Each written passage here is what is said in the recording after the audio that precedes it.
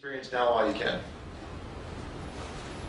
George, you want Yeah, that's such a great point, especially about the hiring from within. We have a full-time staff of 5 in our front office, and there's myself, 2 sales reps, and a ticket operations manager and a broadcaster. And we were all interns with the company before we got hired full-time, so that's a huge point.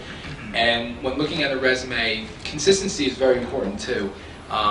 You're just touching on the gaps in employment, just kind of like why did you have an internship 1 year and then you didn't, and then you did, and then you went 2 years without an internship. It's confusing, and if it's all over the place, it seems like you don't really know what you want to do, which is okay. But as long as you consistently do something and you're trying to learn and you're meeting people and you're networking, you're going to eventually find out what you want to do. And once you get to that point, that's where you're going to want to focus in on that specific path. So when I'm looking for somebody, especially in sales, and I get them down to the interview, and I take into account everything that I've seen on a piece of paper, one of the questions I'm going to ask them is if they're going to be able to fail and then succeed after they fail. You can make tons of phone calls, you can send out newsletters, you can talk to old customers and try to find new ones. But if you're afraid of failure and you never pick up the phone, then you're never going to make a sale. And once you taste that first bit of failure, it's just, for lack of a better word, it really just sucks. It does. But it makes every sale after that just sweeter. So if you can handle failure, you're going to be able to sell. That's just the bottom line. So I would encourage you very, very strongly to not get discouraged when you keep clicking at the phone and it's not a sale, because it will happen a lot. And that's what's so challenging about it, and that's why sales is not for everybody. Speaking of sweet, so we have a couple more minutes, and then you could share with us, if you haven't, the sweetest sales story that you got to close out. So we end on a good note. I don't want to ask you the worst thing you like about selling. But what's the sweetest sale you ever made, and why, I guess? All right, I'll start. Working with the Portland Sea Dogs, AA affiliate of the Red Sox, like I talked about earlier. I had just been promoted to Director of Sales and Marketing. I was probably 22 at the time. And the Sea Dogs are a very successful organization, have been since their inception in 1994, both from a ticket standpoint and as a result from a sponsorship standpoint. Their largest deal was $40,000 a year, Coke, and so it's tied into pouring rights. So I don't want to say it was an easy deal, but it's a natural deal. And as you can imagine, the Sea Dogs not fan base, but sponsor base was mostly local, based in Portland, maybe a little bit of regional in Massachusetts and New Hampshire. But that year, I happened to reach out to a customer, a client who was represented by an agency out of Michigan and out of Detroit. It was BBDO.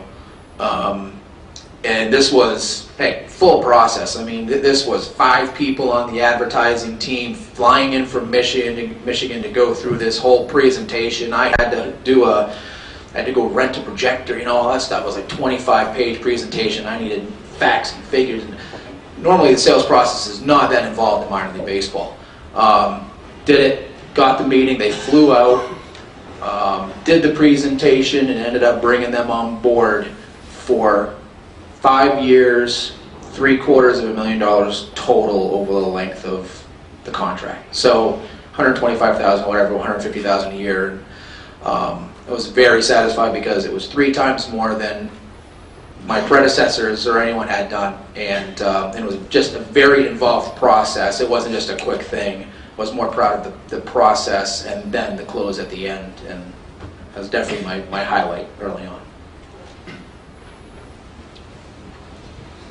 My best deal it wasn't my biggest deal, but it was, as I mentioned, I joined the Devils coming off a strike, and anyone who works in the NBA right now is going to find out, or if you're graduating to go to work for the NBA when they decide to come back. Well, the NHL decided to have this marketing slogan. They were away for a year, and they go, well, our marketing will be, we're back. So it was everywhere, oh, we're back. So they had a year to figure this out, and they come up with, we're back. Calling people at 22 years old and saying, oh, we're back. The reaction was, we don't give a flying, and there goes the phone. So finally one day I found someone willing to buy New Jersey Devils season tickets, and anyone down there from New Jersey knows, in pretty much the sports world, the Devils are probably the lowest on the totem pole in the tri-state area when it comes to the Giants, the Jets, the Yankees, the Nets, the Mets. Everybody comes ahead of the Devils. So I was not only selling the hardest thing to probably sell in professional sports down there, but I was also selling coming off a strike where every fan thinks they have to be angry with pitchforks and they hate all the millionaires who are fighting with the billionaires. But I got this gentleman on the phone, and he was willing to buy 2 season tickets, which equated to $10,000. Hockey tickets are very expensive. But the satisfaction of having a closed sale, I cannot tell you. I've never probably had a feeling like that. And when you open that commission check, sales, your mind changes really quickly about sales. It really makes it all worth it at the end of the day.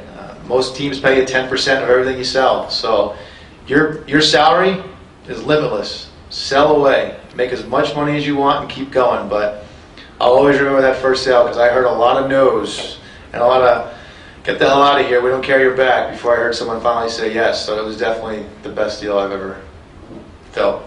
I might put it out because we have just a couple of minutes of questions before I come back to you. Anybody have any questions? Hi, Peter Dickinson, I'm actually from the UK with a master's grad student here, just randomly floating by.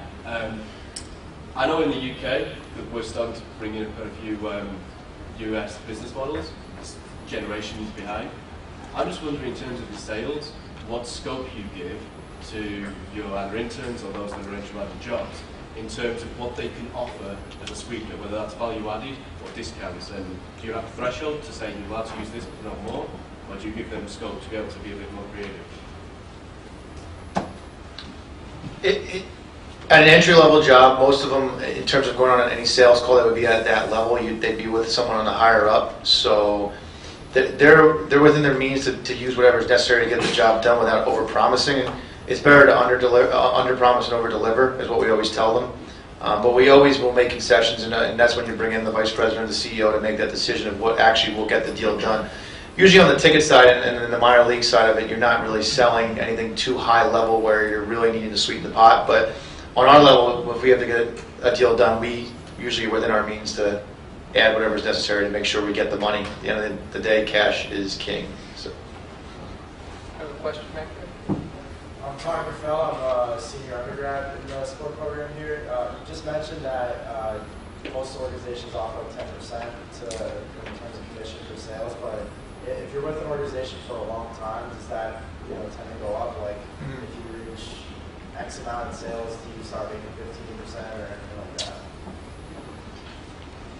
Every organization is different. Honestly, the more you escalate, you probably make less commission in terms of percentage, but maybe you'll get commissioned on more of the pot. So it's not just what you're selling, but also what the department as a whole sells, maybe, because by then you might be overseeing 3, 4, 5, 10, 20 people. So honestly, the incentives change, and it's tough to really characterize the incentive program across the board. So typically, though, if you're talking about just a salesperson who makes commission on what they sell, I would probably say, I probably would not increase commission percentage. I would probably increase base salary. We are about out of time, I believe. We're going to start the next session. So I know the guests will stay around. I want to thank you all for sharing some insights and for giving me in.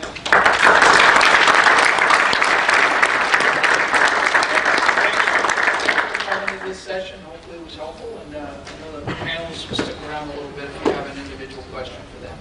Okay, thank you.